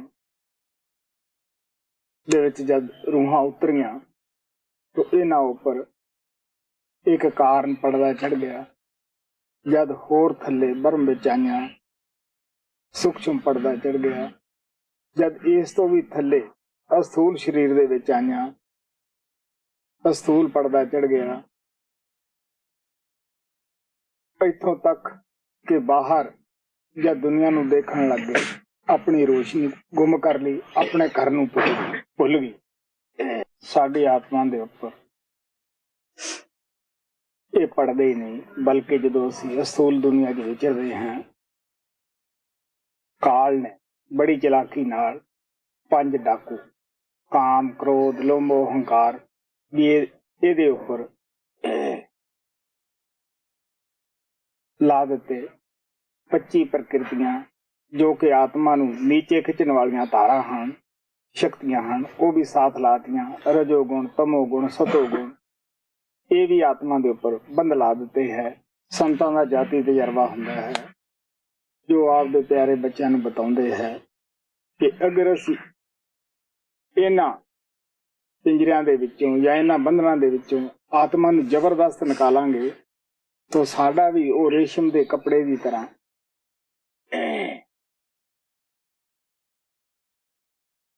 जिवें वो फट जाता है। इसे तरह साडी आत्मा रोम रोम विच फसी होने करके अगर असीं भी जबरदस्ती करांगे तो साडे भी जिस तरह कपड़ा फट जाता है, सानू भी तकलीफ हुंदी है, शरीर नूं पूरी तकलीफ हुंदी है, क्योंकि साडी आत्मा सिमरन दे जरिए ही संसार विच विच रही है। हर आदमी आपो अपने कारोबार का सिमरन करता है। जिस तरह बाऊ लोग, क्लर्क लोग अपनी मिसलों का ਦਫ਼ਤਰ ਦਾ ਸਿਮਰਨ ਕਰਦੇ ਹੈ। ਮੈਂ ਕਿਹੜਾ ਕੰਮ ਅੱਜ ਕਰ ਲਿਆ, ਕਿਹੜੀ ਮਿਸਲ ਕੱਲ ਕਰਨੀ ਹੈ। ਲੜਕੀਆਂ ਆਪਣੇ ਚੁੱਲ੍ਹੇ ਚੌਂਕੇ ਦਾ, ਘਰ ਦੇ ਕਾਰੋਬਾਰ ਦਾ ਸਿਮਰਨ ਕਰਦੀਆਂ ਹਨ ਕਿ ਮੈਂ ਕਿਹੜੀ ਚੀਜ਼ ਅੱਜ ਪਕਾਉਣੀ ਹੈ, ਕਿਹੜੀ ਨਹੀਂ, ਜਾਂ ਬੱਚਿਆਂ ਨੂੰ ਜਲਦੀ ਸਕੂਲ 'ਚ ਤਿਆਰ ਕਰਨਾ ਹੈ। ਇਸੇ ਤਰ੍ਹਾਂ ਜ਼ਿਮੀਂਦਾਰ ਲੋਕ, ਕਿਸਾਨ ਲੋਕ ਆਪਣੇ ਕਾਰੋਬਾਰ ਦਾ ਸਿਮਰਨ ਕਰਦੇ ਹੈ, ਕਿਹੜੀ ਫਸਲ ਬੀਜਣੀ ਹੈ, ਕਿਹੜੀ ਕੱਟਣੀ ਹੈ। ਤੋ ਹਰ ਆਦਮੀ ਆਪੋ ਆਪਣੇ ਸਿਮਰਨ ਦੇ ਵਿੱਚ ਲੱਗਿਆ ਹੋਇਆ ਹੈ। ਤੋ ਆਸਾਨ ਤਰੀਕਾ ਸੰਤਾਂ ਨੇ ਇਹੀ ਕੱਢਿਆ ਕਿ ਜਿਸ ਤਰ੍ਹਾਂ ਪਾਣੀ ਦੀ ਮਾਰੀ ਖੇਤੀ ਪਾਣੀ ਨਾਲ ਹੀ ਹਰੀ ਹੁੰਦੀ ਹੈ, ਇਸੇ ਤਰ੍ਹਾਂ ਸੰਤ ਸਾਨੂੰ ਆਪਣਾ ਕਮਾਇਆ ਹੋਇਆ, ਜਿਹਦੇ ਪਿੱਛੇ ਉਹਨਾਂ ਦਾ ਤਪ ਤਿਆਗ ਕੰਮ ਕਰਦਾ ਹੈ, ਸਿਮਰਨ ਦਿੰਦੇ ਹੈ ਕਿ ਸਿਮਰਨ ਨੂੰ ਸਿਮਰਨ ਕੱਟੇਗਾ। ਹੁਣ ਜਿਸ ਦਾ ਆਪਾਂ ਸਿਮਰਨ ਕਰਦੇ ਹਾਂ ਉਹਦਾ ਧਿਆਨ ਵੀ ਆਪਣੇ ਆਪ ਹੀ ਆਉਂਦਾ ਹੈ। ਜਦੋਂ ਅਸੀਂ ਸਤਿਗੁਰਾਂ ਦਾ ਸਿਮਰਨ ਦਿਨ ਰਾਤ ਜਵਾਨ ਦੇ ਉੱਤੇ ਲਿਆਵਾਂਗੇ, ਧਿਆਨ ਵੀ ਉਹਨਾਂ ਦਾ ਆਪਣੇ ਆਪ ਹੀ ਆਉਣਾ ਸ਼ੁਰੂ ਹੋ ਜਾਂਦਾ ਹੈ। ਤਰੀਕਾ ਇਹੀ ਹੁੰਦਾ ਹੈ ਜੋ ਨਾਮਦਾਨ ਦੇ ਵਕਤ ਬਤਾਇਆ ਜਾਂਦਾ ਹੈ ਕਿ ਕਿਸ ਤਰ੍ਹਾਂ ਦੋਨਾਂ ਅੱਖਾਂ ਦੇ ਦਰਮਿਆਨ ਤੀਸਰੇ ਤਿਲ ਤੇ ਧਿਆਨ ਰੱਖ ਕੇ ਤੁਸੀਂ ਐਸਤਾ ਐਸਤਾ ਸਿਮਰਨ ਕਰੋ। ਆਤਮਾ ਨੂੰ ਜ਼ਬਰਦਸਤੀ ਸਰੀਰ ਚੋਂ ਤੁਸੀਂ ਨਿਕਾਲ ਨਹੀਂ ਸਕਦੇਗੇ, ਉਹਦੇ ਨਾਲ ਸਰੀਰ ਨੂੰ ਹੀ ਤੰਗੀ ਹੁੰਦੀ ਹੈ। ਔਰ ਅਗਰ ਅਸੀਂ ਐਸਤਾ ਐਸਤਾ ਸਿਮਰਨ ਕਰਦੇ ਹਾਂ, ਧਿਆਨ ਸਾਡਾ ਇੱਥੇ ਹੈ, ਜੋ ਸਾਡਾ ਦੁਨੀਆ ਵਿੱਚ ਭੈਣ ਭਰਾਵਾਂ ਦੇ ਵਿੱਚ ਖਿਆਲ ਫੈਲਿਆ ਹੋਇਆ ਹੈ, ਔਰ ਉਹ ਹੌਲੀ ਹੌਲੀ ਸਾਡਾ ਸਰੀਰ ਦੇ ਵਿੱਚ ਆਉਣਾ ਸ਼ੁਰੂ ਹੋ ਜਾਏਗਾ। ਜਦੋਂ ਅਸੀਂ ਸਰੀਰ ਦੇ ਵਿੱਚ ਖਿਆਲ ਨੂੰ ਇਕੱਠਾ ਕਰ ਲੈਂਦੇ ਹਾਂ, ਫਿਰ ਸਾਡੇ ਰੋਮ ਰੋਮ ਦੇ ਵਿੱਚੋਂ ਵੀ ਆਤਮਾ ਜਿਹੜੀ ਹੈ ਆਪਣੇ ਆਪ ਹੀ ਸਿਮਟਣੀ ਸ਼ੁਰੂ ਹੋ ਜਾਏਗੀ। ਜਿਸ ਤਰ੍ਹਾਂ ਨਾਮਦਾਨ ਦੇ ਵਕਤ ਦੱਸਿਆ ਗਿਆ ਹੈ ਕਿ ਪਹਿਲਾਂ ਕਿਸ ਤਰ੍ਹਾਂ ਚੀਟੀਆਂ ਜੀਆਂ ਕੱਟਦੀਆਂ ਲੱਗਦੀਆਂ ਹਨ, ਲੇਕਿਨ ਅਸੀਂ ਉਦੋਂ ਪੂਰੀ ਜਾਗਰਤ ਅਵਸਥਾ ਦੇ ਵਿੱਚ ਹੁੰਦੇ ਹਾਂ। ਜਦੋਂ ਸਾਡਾ ਪੂਰਾ ਸਮਟਾਓ ਅੱਖਾਂ ਦੇ ਪਿੱਛੇ ਹੋ ਜਾਂਦਾ ਹੈ, ਕੋਲੇ ਬੈਠੇ ਨੂੰ ਵੀ ਪਤਾ ਨਹੀਂ ਲੱਗਦਾਗਾ ਕਿ ਕਦ ਆਤਮਾ ਸਿਮਟੀ ਹੈ, ਔਰ ਨਾ ਉਸ ਵਕਤ ਉਸ ਪ੍ਰੇਮੀ ਨੂੰ ਵੀ ਕੋਈ ਤਕਲੀਫ ਹੁੰਦੀ ਹੈ। ਰਿਹਾ ਸਵਾਲ ਦੀ ਤਰਫ ਆਓ ਹੁਣ ਕਿ ਜਿਨ੍ਹਾਂ ਲੋਕਾਂ ਨੂੰ ਬੇਹੋਸ਼ੀ ਜੀ ਆਉਂਦੀ ਹੈ ਬੈਠਿਆਂ, ਜਾਂ ਸਰੀਰ ਅਕੜ ਜਾਂਦਾ ਹੈ, ਉਹ ਇਹ ਹੁੰਦਾ ਹੈ ਕਿ ਜਿਹੜੇ ਲੋਕ ਆਮ ਤੌਰ ਦੇ ਉੱਤੇ ਅਕੇਲੇ ਤਾਂ ਉਹ ਭਜਨ ਸਿਮਰਨ ਨਹੀਂ ਕਰਦੇਗੇ, ਭਜਨ ਸਿਮਰਨ ਦੀ ਤਰਫੋਂ ਲਾਪਰਵਾਹ ਹੁੰਦੇ ਹੈ, ਕਈ ਕਈ ਘੰਟੇ ਕਈ ਕਈ ਦਿਨ ਸਿਮਰਨ ਵੀ ਭੁੱਲੇ ਰਹਿੰਦੇ ਹੈ। ਜਦ ਉਹ ਕਿਤੇ ਭੁੱਲੇ ਭਟਕੇ ਸਤਸੰਗ ਦੇ ਅੰਦਰ ਆਉਂਦੇ ਹੈ, ਉਸ ਵੇਲੇ ਉਹਨਾਂ ਦੇ ਮਨ ਅੰਦਰ ਫਿਰ ਬੜੀ ਕਾਹਲ ਪੈਦਾ ਹੋ ਜਾਂਦੀ ਹੈ ਕਿ ਇਹ ਇੰਨਾ ਭਜਨ ਕਰਦੇ, ਅਸੀਂ ਵੀ ਕਰੀਏ। ਹੁਣ ਤੁਹਾਨੂੰ ਪਤਾ ਹੈ ਕਿ ਅਭਿਆਸ ਤੋਂ ਬੜਾ ਹੀ ਹੌਲੀ ਹੌਲੀ ਸਾਨੂੰ ਵਧਾਉਣਾ ਚਾਹੀਦਾ ਹੈ, ਲੇਕਿਨ ਜਦ ਅਸੀਂ ਯਕ ਲਖਤ ਉਸ ਅਭਿਆਸ ਨੂੰ ਵਧਾਵਾਂਗੇ, ਜ਼ਬਰਦਸਤੀ ਕਰਾਂਗੇ, ਉਸ ਦਿਨ ਹੀ ਐਸਾ ਹੁੰਦਾ ਹੈ।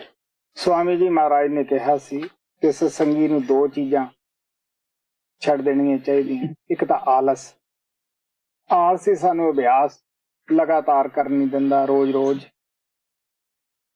ਔਰ ਇੱਕ ਕਾਹਲੀ ਛੱਡ ਦੇਣੀ ਚਾਹੀਦੀ ਹੈ ਕਿ ਜਦ ਅਸੀਂ ਪ੍ਰੇਮੀ ਸਤਸੰਗੀਆਂ ਦੇ ਵਿੱਚ ਆਉਂਦੇ ਹਾਂ, ਉਸ ਵਕਤ ਫਿਰ ਅਸੀਂ ਬਹੁਤ ਕਾਹਲ ਕਰਦੇ ਹਾਂ ਕਿ ਜੀ ਮੇਰਾ ਪਰਦਾ ਨਹੀਂ ਖੁੱਲਿਆ। ਉਸ ਵਕਤ ਅਸੀਂ ਟਾਈਮ ਜ਼ਿਆਦਾ ਤੋਂ ਜ਼ਿਆਦਾ ਦੇਣਾ ਚਾਹੁੰਦੇ ਹਾਂ। ਕਈ ਦਫਾ ਅਸੀਂ ਲੋਕਾਂ ਦੀ ਨਜ਼ਰ ਵਿੱਚ ਵਾਹ ਵਾਹ ਵਾਹ ਵਾਹ ਕਹਾਉਣ ਵਾਸਤੇ ਵੀ ਟਾਈਮ ਜ਼ਿਆਦਾ ਦੇ ਬੈਠੇ ਹਾਂ। ਤੁਸੀਂ ਖਾਣੇ ਦੇ ਮੁਤਲਕ ਹੀ ਸਮਝ ਲਓ, ਜਿਹੜਾ ਰੋਜ਼ ਖਾਣਾ ਕਮ ਖਾਂਦਾ ਹੈ ਉਹ ਇੱਕ ਦਿਨ ਉਸੇ ਦੁੱਗਣਾ ਖਾਣਾ ਖਾਏਗਾ ਤਾਂ ਉਹ ਬਿਮਾਰ ਤਾਂ ਹੋਏਗਾ ਹੀ। ਕਾਲ ਕੋਲ ਬੜੇ ਹੀ ਤਰੀਕੇ ਹੁੰਦੇ ਆ ਸਤਸੰਗੀਆਂ ਨੂੰ ਕਹਾਉਣ ਦੇ, ਕਿ ਉਹ ਸਾਨੂੰ ਕਈ ਦਫਾ ਵਿਖਾਵੇ ਦੇ ਭਗਤ ਵੀ ਬਣਾ ਦਿੰਦਾ ਹੈ ਕਿ ਲੋਕ ਸਾਡੀ ਤਾਰੀਫ ਕਰਨ ਕਿ ਇਹ ਇਤਨੇ ਘੰਟੇ ਬੈਠ ਜਾਂਦਾ ਹੈ, ਇਹ ਬੜਾ ਟਾਈਮ ਦਿੰਦਾ ਹੈ। ਤੋ ਜਦ ਇਕੱਠ ਵਗੈਰਾ ਹੁੰਦਾ ਹੈ, ਕਿਸੇ ਪ੍ਰੇਮੀ ਨੇ ਸਤਸੰਗੀ ਕਮਾਈ ਵਾਲੇ ਨੇ ਬਾਹਰੋਂ ਆਉਣਾ ਹੁੰਦਾ ਹੈ, ਜਾਂ ਸੰਤਾਂ ਨੇ ਖੁਦ ਵੀ ਆਉਣਾ ਹੁੰਦਾ ਹੈ, ਉਸ ਵਕਤ ਅਸੀਂ ਜ਼ਿਆਦਾ ਤੋਂ ਜ਼ਿਆਦਾ ਟਾਈਮ ਦਿੰਦੇ ਹਾਂ। ਪਹਿਲਾਂ ਕਦੇ ਟਾਈਮ ਨਹੀਂ ਦਿੱਤਾ ਹੁੰਦਾਗਾ। ਤੁਸੀਂ ਦੇਖਦੇ ਹੋ ਸਾਡੀਆਂ ਲੱਤਾਂ ਵੀ ਸੁੰਨ ਹੁੰਦੀਆਂ ਹਨ, ਧੜ ਵੀ ਸੁੰਨ ਹੋ ਜਾਂਦਾ ਹੈ, ਔਰ ਕਈ ਮਾਨਸਿਕ ਰੋਗੀ ਵੀ, ਜਿਨ੍ਹਾਂ ਨੂੰ ਮਾਨਸਿਕ ਬਿਮਾਰੀ ਹੁੰਦੀ ਹੈ, ਉਹ ਵੀ ਐਸਾ ਕਰਦੇ ਹੈ। ਹੁਣ ਕੋਈ ਮੰਨਣ ਵਾਸਤੇ ਤਿਆਰ ਨਹੀਂ ਹੁੰਦਾ ਕਿ ਮੈਨੂੰ ਮਾਨਸਿਕ ਰੋਗ ਹੈ। ਅਗਰ ਉਹ ਮੰਨ ਨਹੀਂ ਸਕਦਾ ਹੋਵੇ ਤਾਂ ਉਹ ਵਿਚਾਰਾ ਇਸ ਰੋਗ ਦੇ ਵਿੱਚ ਗ੍ਰਸਿਆ ਹੀ ਕਿਉਂ ਜਾਵੇ। ਤਾਂ ਮਾਨਸਿਕ ਰੋਗੀਆਂ ਦੀ ਵੀ ਜਿਹੜੀ ਸੁਰਤ ਦਾ ਉਹਨਾਂ ਨੂੰ ਖੁਦ ਨੂੰ ਨਹੀਂ ਪਤਾ ਹੁੰਦਾ ਕਿ ਕਿੱਥੇ ਗਈ ਹੈ ਕਿੱਥੇ ਨਹੀਂ ਗਈ। ਉਹਨਾਂ ਨੂੰ ਵੀ ਕਈ ਦਫਾ 8-8 ਪੈਰ 4-4 ਪੈਰ ਸੁਰਤ ਨਹੀਂ ਆਉਂਦੀਗੀ ਕਿ ਅਸੀਂ ਕਿੱਥੇ ਪਏ ਹਾਂ ਔਰ ਅਸੀਂ ਸੁੱਤੇ ਹਾਂ ਜਾਂ ਜਾਗਦੇ ਹਾਂ। ਸਾਡਾ ਜਾਤੀ ਤਜਰਬਾ ਹੈ, ਅਗਰ ਅਸੀਂ ਸੰਤ ਮਤ ਦੇ ਅਸੂਲਾਂ ਦੇ ਮੁਤਾਬਕ ਜੈਸਾ ਕਿ ਨਾਮਦਾਨ ਦੇ ਵਕਤ ਬਤਾਇਆ ਗਿਆ ਹੈ ਸਿਮਰਨ ਕਰੀਏ ਤਾਂ ਸਾਡੀ ਆਤਮਾ ਬੜੀ ਹੀ ਐਸਤੇ ਸਰੀਰ ਦੇ ਵਿੱਚੋਂ ਨਿਕਲ ਕੇ ਅੱਖਾਂ ਦੇ ਪਿੱਛੇ ਆ ਜਾਏਗੀ ਔਰ ਅਸੀਂ ਬਾਹਰਲੀ ਦੁਨੀਆ ਦੀ ਬਿਲਕੁਲ ਯਾਦ ਭੁੱਲ ਜਾਂਦੀ ਹੈ। ਅੰਦਰ ਅਸੀਂ ਜਾਗ ਪੈਂਦੇ ਹਾਂ। ਉਹ ਇਸ ਤਰ੍ਹਾਂ ਹੁੰਦਾ ਹੈ ਕਿ ਜਿਸ ਤਰ੍ਹਾਂ ਕੋਈ ਸੁਪਨਾ ਆਇਆ ਹੋਵੇ, ਅਸੀਂ ਦੂਜੇ ਪਾਸੇ ਅੱਖਾਂ ਖੋਲ ਲੈਂਦੇ ਹਾਂ, ਕੋਈ ਖੜਾਕ ਹੋ ਜਾਵੇ ਔਰ ਪਿਛਲੀ ਬਿਲਕੁਲ ਯਾਦ ਭੁੱਲੀ ਹੁੰਦੀ ਹੈ, ਸਿਰਫ ਅਸੀਂ ਅੱਗੇ ਦੇਖਣ ਲੱਗ ਜਾਂਦੇ ਹਾਂ ਔਰ ਜਦ ਤੱਕ ਵੀ ਅਸੀਂ ਰਸ ਮਾਣਨਾ ਚਾਹੁੰਦੇ ਹਾਂ ਉੱਥੇ ਰਹਿੰਦੇ ਹਾਂ ਔਰ ਮਰਜ਼ੀ ਨਾਲ ਅਸੀਂ ਆ ਜਾ ਸਕਦੇ ਹੁੰਦੇ ਹਾਂ। ਇਸੇ ਨੂੰ ਮਹਾਤਮਾ 2 ਜਨਮਾਂ ਕਹਿੰਦੇ ਆ, ਇਸੇ ਨੂੰ ਹੀ ਜਿਉਂਦੇ ਮਰਨਾ ਕਹਿੰਦੇ ਹੈ। ਕਿਉਂਕਿ ਦੁਨੀਆ ਦੀ ਯਾਦ ਭੁਲਾ ਕੇ ਅਸੀਂ ਜਦ ਅੱਖਾਂ ਦੇ ਪਿੱਛੇ ਆਉਂਦੇ ਹਾਂ ਔਰ ਉਦੋਂ ਅਸੀਂ ਬਿਲਕੁਲ ਬਾਹਰਲੀ ਯਾਦ ਭੁੱਲ ਕੇ ਅਗਲੇ ਦੁਨੀਆ ਦੇ ਵਿੱਚ ਦੇਖਦੇ ਹਾਂ। ਗੁਰੂ ਨਾਨਕ ਕਹਿੰਦੇ ਗੁਰਮੁਖ ਆਏ ਜਾਏ ਨਿਸੰਗ। ਸਾਨੂੰ ਫਿਰ ਅਭਿਆਸ ਵਿੱਚ ਮੁਹਾਰਤ ਹੋ ਜਾਂਦੀ ਹੈ। ਜਦ ਅੱਖਾਂ ਬੰਦ ਕਰੋ ਅਸੀਂ ਆਸਾਨੀ ਨਾਲ ਉੱਪਰ ਜਾ ਵੜਦੇ ਹਾਂ, ਖੋਲਦੇ ਹਾਂ ਤੇ ਥੱਲੇ ਆ ਜਾਂਦੇ ਹਾਂ। ਐਸੇ ਅਭਿਆਸੀ ਲੋਕ ਭੀੜ ਭੜੱਕੇ 'ਚ ਵੀ ਤੁਰੇ ਜਾਂਦੇ ਵੀ ਆਪਣਾ ਉਹ ਖਿਆਲ ਮਾਲਕ ਨਾਲ ਜੋੜ ਲੈਂਦੇ ਹੈ। ਦੁਨੀਆ ਨਾਲ ਬਾਤਾਂ ਕਰਦੇ ਵੀ ਉਹ ਖਿਆਲ ਮਾਲਕ ਨਾਲ ਜੋੜੀ ਰੱਖਦੇ ਹੈ। ਮੁਖ ਦੀ ਬਾਤ ਸਗਲ ਸਿਉ ਕਰਦਾ, ਜੀ ਸੰਗ ਪ੍ਰਭ ਆਪਣੇ ਧਰਦਾ। ਸੰਤ ਮਤ ਦੇ ਵਿੱਚ ਕੌੜਾ ਤਜਰਬਾ ਕਦੇ ਵੀ ਅਭਿਆਸੀ ਨੂੰ ਨਹੀਂ ਹੁੰਦਾਗਾ, ਹਮੇਸ਼ਾ ਖੁਸ਼ੀ ਹੁੰਦੀ ਹੈ। ਲੇਕਿਨ ਜਿਨ੍ਹਾਂ ਨੂੰ ਇਹ ਕੌੜੇ ਤਜਰਬੇ ਹੁੰਦੇ ਹੈ, ਤੁਸੀਂ ਦੇਖ ਲਓ ਕਿ ਉਹ ਅਭਿਆਸ ਨਹੀਂ ਕਰਦੇ ਹੁੰਦੇ ਗੇ, ਸਿਰਫ ਉਹਦੇ ਦੇਖਾ ਦੇਖੀ ਹੀ ਆ ਕੇ ਅਭਿਆਸ ਵਿੱਚ ਬੈਠਦੇ ਹੈ। ਸਭ ਤੋਂ ਪਹਿਲਾਂ ਮੈਨੂੰ ਮਹਾਰਾਜ ਸਾਵਣ ਸਿੰਘ ਦੀ ਸੰਗਤ ਦੇ ਵਿੱਚ ਇਹ ਤਜਰਬਾ ਦੇਖਣ ਨੂੰ ਮਿਲਿਆ ਕਿ ਬਹੁਤ ਸਾਰੀਆਂ ਬੀਬੀਆਂ ਜਾਂ ਮਰਦ ਵੀ ਐਸੇ ਕਈ ਹੁੰਦੇ ਸੀ, ਪਰ ਜ਼ਿਆਦਾਤਰ ਬੀਬੀਆਂ ਹੁੰਦੀਆਂ ਸਨ ਜਿਨ੍ਹਾਂ ਨੇ ਕਿ ਅੱਗੇ ਬੈਠਣਾ ਔਰ जैसा कि मैं ਤੁਹਾਨੂੰ ਦੱਸ ਚੁੱਕਿਆ ਹਾਂ ਕਿ ਉਹਨਾਂ ਨੇ ਕੋਈ ਮਾਨਸਿਕ ਰੋਗ ਹੋਣਾ, ਸਿਮਰਨ ਕਰਨਾ ਨਾ। ਉਸ ਦਿਨ ਉਹਨਾਂ ਨੇ ਕਿਸੇ ਨੇ 4 ਘੰਟੇ ਬਹਿਣਾ, ਕਿਸੇ ਨੇ 5 ਘੰਟੇ ਬਹਿਣਾ। ਆਮ ਤੌਰ ਤੇ ਉਹਨਾਂ ਨੇ ਜ਼ਿਆਦਾ ਬਹਿਣਾ ਔਰ ਉਹਨਾਂ ਨੇ ਪਿੱਛੇ ਡਿੱਗ ਪੈਣਾ। ਦੂਸਰੀਆਂ ਬੀਬੀਆਂ ਤੁਹਾਨੂੰ ਪਤਾ ਹੀ ਹੈ, ਭੈਣ ਭਰਾ ਅਸੀਂ ਕੀ ਕਰਦੇ ਹਾਂ ਕਿ ਇਹਦੀ ਸੁਰਤ ਲੱਗ ਗਈ ਹੈ ਔਰ ਉਹ ਫਿਰ ਬੱਲੇ ਬੱਲੇ ਕਰਦੇ ਆ, ਮੱਥਾ ਟੇਕਣ ਲੱਗ ਜਾਂਦੇ ਆ ਰੋਜ਼। ਉਹ ਆਮ ਤੌਰ ਦੇ ਉੱਤੇ ਜਦੋਂ ਵੀ ਸੰਗਤ ਦੇ ਵਿੱਚ ਆਉਂਦਾ ਹੈ ਉਹ ਐਸਾ ਹੀ ਕਰਦਾ ਹੈ, ਪਰ ਐਸੀ ਉਹਦੀ ਮਾਨ ਵਡੇਈ ਹੋ ਜਾਂਦੀ ਹੈ, ਉਹਦਾ ਰੂਟੀਨ ਹੀ ਬਣ ਜਾਂਦਾ ਹੈ। ਜਿਹੜੇ ਨਵੇਂ ਲੋਕ ਆਉਂਦੇ ਆ ਉਹਨਾਂ ਦੇ ਉੱਤੇ ਫਿਰ ਇਹਦਾ ਬੁਰਾ ਅਸਰ ਪੈਂਦਾ ਹੈ ਕਿ ਐਸਾ ਕਿਉਂ ਹੋ ਰਿਹਾ ਹੈ, ਇਹਨੂੰ ਕਿਆ ਹੋਇਆ ਹੈ।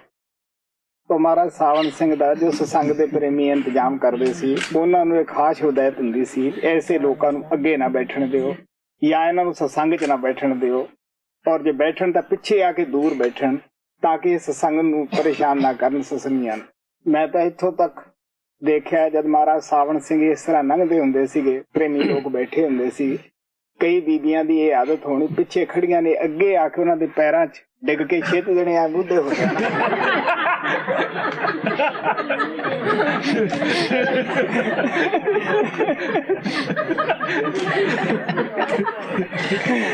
और ਜਿਹੜੀਆਂ ਉਹਨਾਂ ਦੇ ਸਾਥ ਹੁੰਦੀਆਂ ਸੀ ਇੱਕ ਦੋ, ਉਹਨਾਂ ਨੇ ਛੇਤੀ ਜਨੇ ਮੂੰਹ ਤੇ ਕਪੜਾ ਪਾ ਦੇਣਾ ਭਈ ਦੂਸਰਾ ਮੂੰਹ ਵੀ ਨਾ ਦੇਖ ਲੇ ਵੀ ਇਹ ਝਾਕਦਾ ਹੈ ਜਾਂ ਨਹੀਂ ਝਾਕਦਾਗਾ। ਉਹ ਸੁਰਤ ਲੱਗੀ ਆ, ਉਹ ਉਸਨੇ ਮੱਖੀਆਂ ਵੀ ਉਡਾਈ ਜਾਣੀਆਂ ਹਨ। ਮਹਾਰਾਜ ਸਾਵਣ ਸਿੰਘ ਐਸੇ ਲੋਕਾਂ ਤੋਂ ਕਾਫੀ बुरा महसूस करते सन।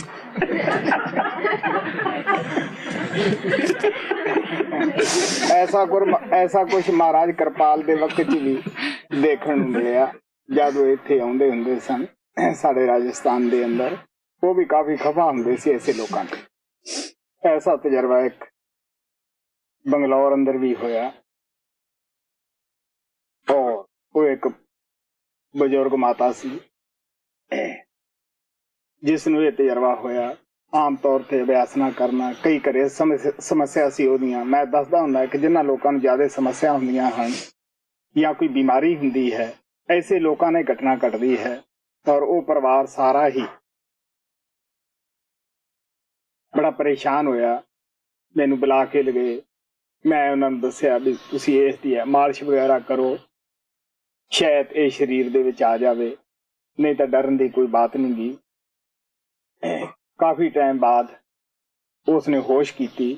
ਇਸ ਦਾ ਤਜਰਬਾ ਇਸ ਦਫਾ ਸੰਤ ਬਾਣੀ ਆਸ਼ਰਮ ਅਮਰੀਕਾ ਵਿੱਚ ਵੀ ਹੋਇਆ। ਔਰ ਸਾਨੂੰ ਅਫਸੋਸ ਹੈ ਕਿ ਪ੍ਰੇਮੀਆਂ ਨੂੰ ਮੈਂ ਜਾਣਕਾਰੀ ਟਾਈਮ ਤੇ ਦੇ ਸਕਿਆ। ਉਹਨੂੰ ਉਹ ਹਸਪਤਾਲ ਲਗੇ। ਹਸਪਤਾਲਾਂ ਨੇ ਦੱਸਿਆ ਕਿ ਜਿਨ੍ਹਾਂ ਇਸ ਤਰ੍ਹਾਂ ਦਾ ਮਾਨਸਿਕ ਰੋਗ ਹੋਵੇ, ਆਮ ਤੌਰ ਤੇ ਉਹਨਾਂ ਦੀ ਐਸੀ ਹਾਲਤ ਹੋ ਜਾਂਦੀ ਹੈ, ਇਹਦੇ ਨਾਲ ਸਰੀਰ ਹੀ ਸੁੰਨ ਹੁੰਦਾ ਹੈ, ਇਹਦੋਂ ਬਾਅਦ ਕੁਛ ਵੀ ਨਹੀਂ ਹੁੰਦਾ ਗਾ। ਲੇਕਿਨ ਮੈਂ ਆਸ਼ਾ ਕਰਦਾ ਜੋ ਮੈਂ ਸੰਗਤ ਨੂੰ ਜਾਂ ਨਾਮਦਾਨ ਵੇਲੇ ਵਿਧੀ ਬਤਾਈ ਜਾਂਦੀ ਹੈ ਅਭਿਆਸ ਦੇ ਵਿੱਚ ਬੈਠਣ ਦੀ, ਉਸ ਤਰ੍ਹਾਂ ਸਾਨੂੰ ਅਭਿਆਸ ਕਰਨਾ ਚਾਹੀਦਾ। ਕਦੇ ਕੌੜਾ ਤਜਰਬਾ ਨਹੀਂ ਹੋਏਗਾ। ਮਹਾਰਾਜ ਕਿਰਪਾਲ ਦਾ ਸਦਾ ਵਾਕ ਯਾਦ ਰੱਖੋ। ਉਹ ਕਹਿੰਦੇ ਹੁੰਦੇ ਸੀਗੇ ਕਿ 100 ਕੰਮ ਛੱਡ ਕੇ ਅਭਿਆਸ ਵਿੱਚ ਬੈਠੋ, 1000 ਕੰਮ ਛੱਡ ਕੇ, ਉਹ ਕਹਿੰਦੇ 100 ਕੰਮ ਛੱਡ ਕੇ ਸਤਸੰਗ ਵਿੱਚ ਜਾਓ, 1000 ਕੰਮ ਛੱਡ ਕੇ ਅਭਿਆਸ ਵਿੱਚ ਬੈਠੋ। ਉਹਨਾਂ ਚਿਰ ਖਾਣਾ ਨਾ ਖਾਓ ਜਦ ਤੱਕ ਤੁਸੀਂ ਆਤਮਾ ਨੂੰ ਭਜਨ ਦੀ ਖੁਰਾਕ ਨਾ ਦੇ ਲਓ। ਅਗਰ ਅਸੀਂ ਮਹਾਰਾਜ ਕਿਰਪਾਲ ਦਾ ਇਹ ਪਵਿੱਤਰ ਵਾਕ ਆਪਣੇ ਹਿਰਦੇ ਵਿੱਚ ਪਾ ਲਈਏ, ਕਿਸੇ ਵੀ ਸਤਸੰਗੀ ਨੂੰ ਕਦੇ ਕੌੜਾ ਤਜਰਬਾ ਨਾ ਹੋਇਆ, ਨਾ ਹੋ ਹੀ ਸਕਦਾ ਹੈ। ਮੈਂ ਪਹਿਲੇ ਸੰਦੇਸ਼ ਅੰਦਰ ਹੀ ਸਭ ਪ੍ਰੇਮੀਆਂ ਨੂੰ ਕਿਹਾ ਸੀ, ਜੋ ਸੰਤ ਬਾਣੀ ਮੈਗਜ਼ੀਨ 'ਚ ਛਪਿਆ ਹੈ, ਕਿ ਜਿਸ ਨੇ ਗਰੁੱਪ ਵਿੱਚ ਆਉਣਾ ਹੈ ਉਹ ਆਪਣੀ ਪੂਰੀ ਤਿਆਰੀ ਕਰਕੇ ਆਓ। ਤਿਆਰੀ ਦਾ ਮਤਲਬ ਇਹੀ ਹੁੰਦਾ ਹੈ ਕਿ ਤੁਸੀਂ ਪਹਿਲਾਂ ਅਭਿਆਸ ਕਰਦੇ ਹੋ ਤਾਂ ਕਿ ਇੱਥੇ ਆਪਦਾ ਪੂਰਾ ਫਾਇਦਾ ਉਠਾ ਸਕੋ। ਆਮ ਤੌਰ ਦੇ ਉੱਤੇ ਜਿਹੜੇ ਤਾਂ ਪ੍ਰੇਮੀ ਇੱਥੇ ਆਪਦੀ ਤਿਆਰੀ ਕਰਕੇ ਅਭਿਆਸ ਕਰਦੇ ਆਉਂਦੇ ਹੈ, ਉਹ ਇੱਕ ਸੱਚਾਈ ਹੈ। ਉਹ ਜ਼ਰੂਰ ਮੈਨੂੰ ਤਰੱਕੀ ਦੱਸ ਕੇ ਜਾਂਦੇ ਹੈ ਕਿ ਅਸੀਂ ਕਿਸ ਤਰ੍ਹਾਂ ਆਵਾਜ਼ ਤਰੱਕੀ ਕੀਤੀ, ਕਿਸ ਤਰ੍ਹਾਂ ਅਸੀਂ ਪ੍ਰਕਾਸ਼ ਅੱਗੇ ਨੂੰ ਜ਼ਿਆਦਾ ਦੇਖਣ ਲੱਗੇ ਹਾਂ। ਔਰ ਜਿਹੜੇ ਤਿਆਰੀ ਕਰਕੇ ਨਹੀਂ ਆਉਂਦੇਗੇ, ਆਮ ਤੌਰ ਦੇ ਉੱਤੇ ਜਾਂ ਤਾਂ ਉਹ ਇੱਥੇ ਬਿਮਾਰ ਹੋ ਜਾਂਦੇ ਹੈ, ਕਿਉਂਕਿ ਟਾਈਮ ਜ਼ਿਆਦਾ ਦਿੰਦੇ ਹੈ, ਪਹਿਲਾਂ ਟਾਈਮ ਨਹੀਂ ਦਿੱਤਾ ਹੁੰਦਾ, ਸਰੀਰ ਉਹਨਾਂ ਦਾ ਦੁਖਣ ਲੱਗ ਜਾਂਦਾ ਹੈ, ਉਹਨਾਂ ਬੈਠ ਨਹੀਂ ਸਕਦੇਗੇ, ਔਰ ਜਾਂ ਉਹ ਬਿਮਾਰ ਹੋ ਜਾਂਦੇ ਆ, ਦੂਸਰਿਆਂ ਨੂੰ ਵੀ ਪਰੇਸ਼ਾਨੀ ਕਰਦੇ ਆ।